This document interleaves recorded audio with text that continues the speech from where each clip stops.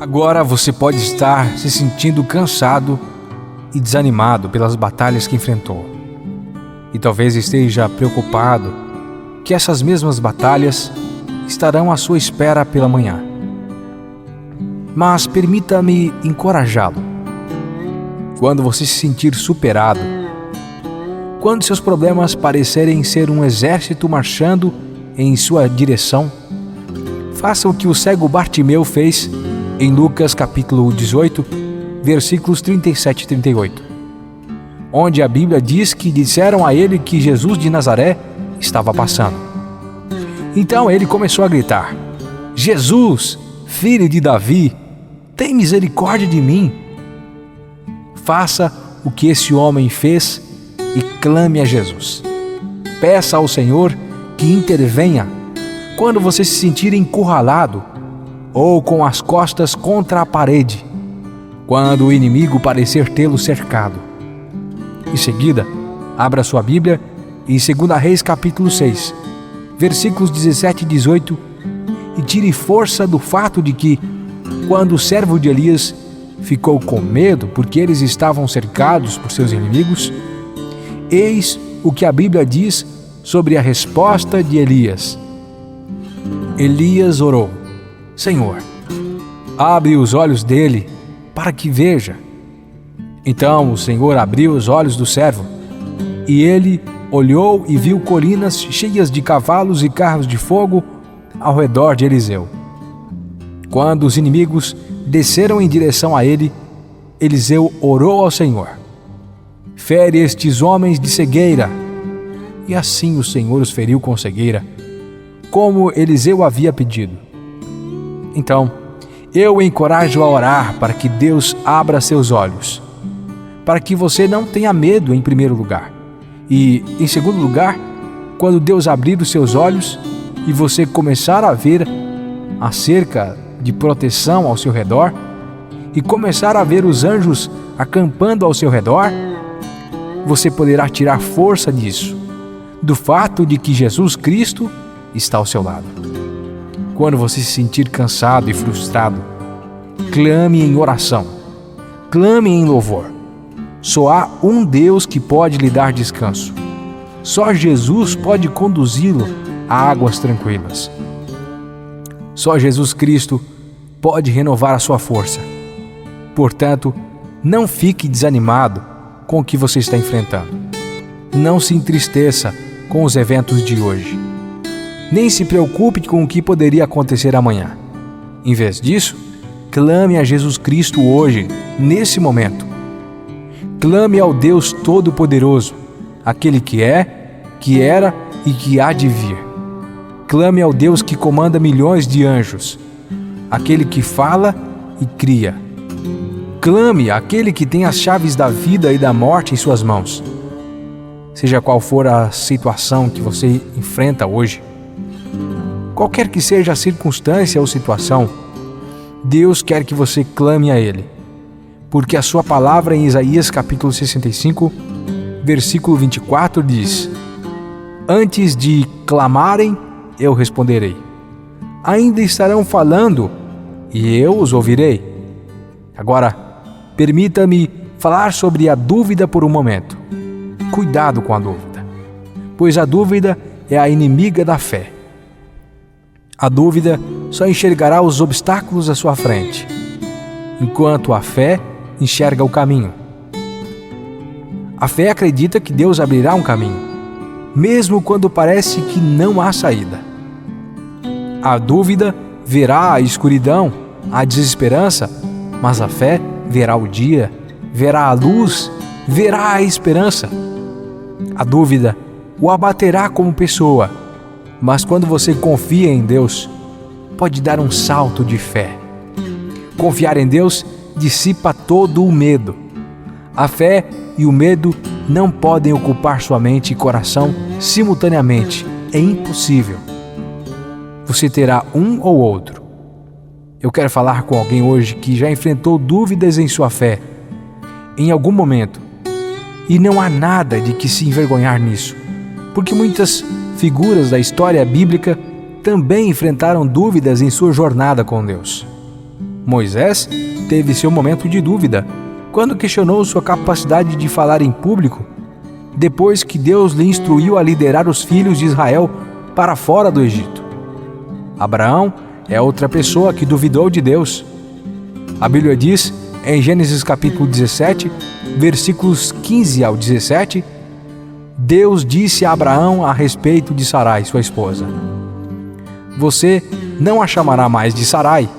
O nome dela agora é Sara. Eu a abençoarei e dela lhe darei um filho. Eu a abençoarei e ela se tornará nações. Reis de povos dela virão. Abraão caiu de rosto em terra, riu-se e disse em seu coração: Um homem com 100 anos vai ser pai? Sara, com 90 anos, vai ser mãe? Neste trecho das Escrituras, Abraão riu literalmente, em descrença.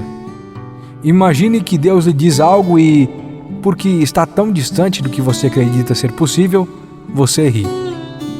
Deixe-me dizer uma coisa: a incredulidade pode ser um grande inimigo em nossas vidas.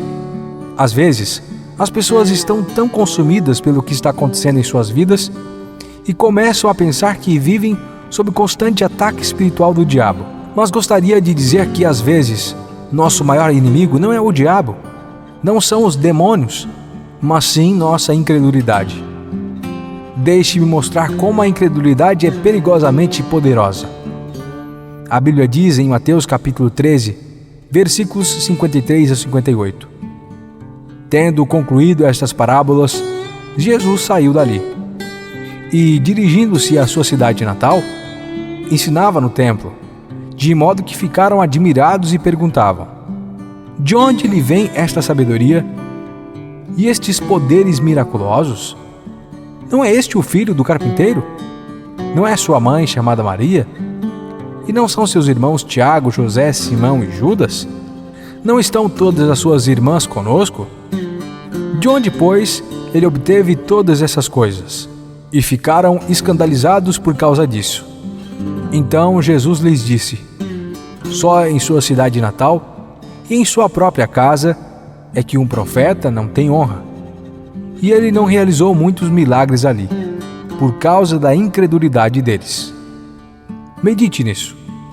O Filho de Deus, em carne, aquele que andava sobre as águas e realizava milagres de cura e maravilhas, fez poucos milagres em Nazaré por causa da incredulidade deles. A incredulidade restringiu o poder de Deus de operar. Agora, eu o encorajo a não deixar que esta seja a história de sua vida. A verdade é que Deus pode realizar milagres em sua vida se você acreditar. Deus pode libertá-lo daquela dependência se você crer. Deus pode restaurar seu casamento. Pode mudar o comportamento de seus filhos, mas somente se você acreditar. Nossa fome por Deus deve ser maior do que nossa fome por tudo ou mais. Pare de dar atenção a todas essas coisas diferentes. Talvez você esteja buscando coisas que não são erradas, que talvez nem sejam pecaminosas. Talvez você simplesmente queira melhorar sua vida ou carreira. Mas estou lhe pedindo para ter uma sede, uma fome desesperada por Deus, que supere tudo o mais. Corra atrás do emprego dos seus sonhos, mas certifique-se de estar correndo atrás de Deus em primeiro lugar. Busque esse negócio, mas tenha certeza de estar correndo desesperadamente atrás de Deus em primeiro lugar. Alguém que estabeleceu seu coração para confiar e acreditar no Senhor nunca será derrotado. E o que quero dizer com isso é que um crente que encontrou Jesus, um crente que foi verdadeiramente transformado pelo poder de Deus, não pode ser desarraigado, nem pode ser moldado. E acredito que isso é verdade porque a Bíblia diz, em Jeremias capítulo 17, versículos 7 e 8, na tradução amplificada: Bendito é o homem que confia no Senhor, cuja confiança nele está. Ele será como uma árvore plantada junto às águas e que estende suas raízes para o ribeiro. Ela não temerá quando chegar o calor, porque as suas folhas estão sempre verdes.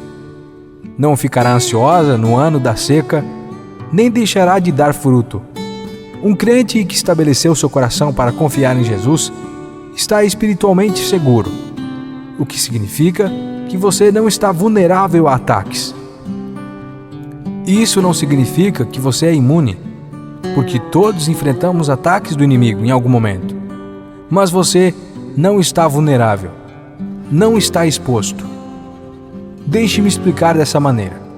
Imagine uma casa onde todas as janelas foram deixadas abertas. A porta da frente está aberta, a porta dos fundos está aberta. Não há cortinas nem persianas, mas há muitos bens valiosos dentro. Essa é a imagem de uma pessoa que não está espiritualmente segura. Ela está aberta para o ataque do reino das trevas, porque sua confiança está em tudo, menos em Deus. Mas veja, um crente que realmente confia em Jesus Cristo, um crente que realmente acredita na palavra de Deus e declara que maior é aquele que está em mim do que aquele que está no mundo, essa pessoa está segura. Quando você coloca sua confiança no Senhor, algo acontece dentro de você. Você fica ousado, sabendo e confiando que seus passos são ordenados por Deus. Então, onde você tem colocado sua confiança? Em quem você tem colocado sua confiança?